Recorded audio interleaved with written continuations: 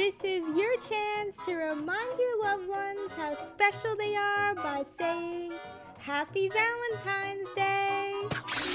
Our dessert menu item of the day is Red Velvet Heart Brownies.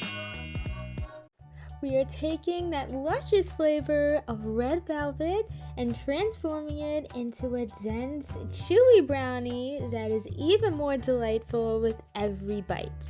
And they are super easy to decorate with my icing hack that saves loads of time, so be sure to keep on watching! All the ingredients and this heart pan will be linked down in the description box below. First, for the dry ingredients, I'm combining 1.5 cups of flour along with 2 tablespoons of cocoa powder, a half a teaspoon of salt, and 1 teaspoon of baking powder.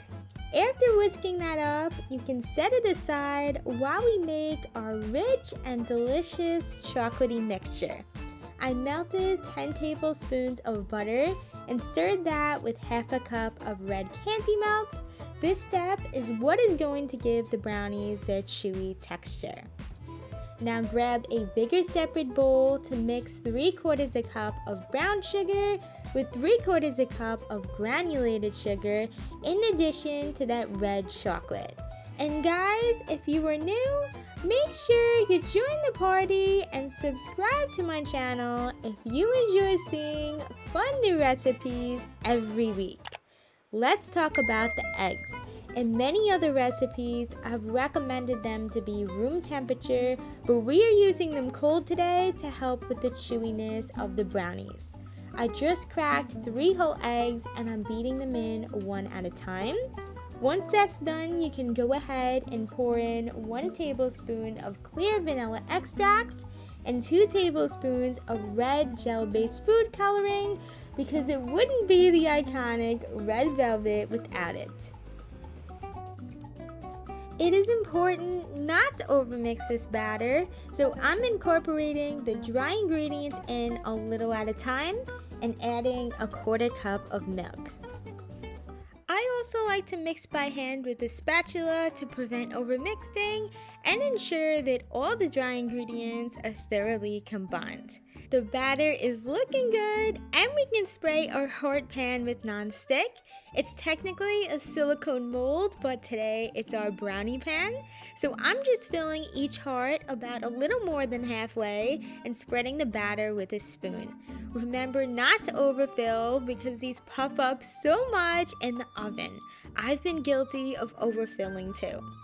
Pop them into bake for 25 to 30 minutes at 325 degrees, and you know it's done when a toothpick comes out clean. Allow them to cool for 10 minutes before removing them from the mold, and it's time for the decorating. To frost the top of these brownies as smooth and easily as possible, we're using a little hack. This is a tub of cream cheese frosting that I dyed with food coloring. Any flavor works, but cream cheese goes perfect with red velvet. I'm warming the frosting in a microwave-safe bowl for 5 to 10 seconds. Don't set it and forget it. Longer than that will make the frosting too loose and it will run right off the brownie.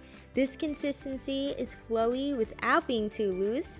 I'm dipping the brownie right in there and twisting it around. Then let any excess drip off and give it a shake. While the frosting is still wet, top it off with sprinkles. These are mini red hearts and Valentine jimmies.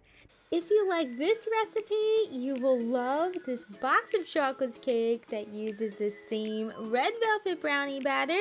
So be on the lookout for my next upload. I wish you all a happy Valentine's Day and thank you so much for watching. I'll see you in the next video.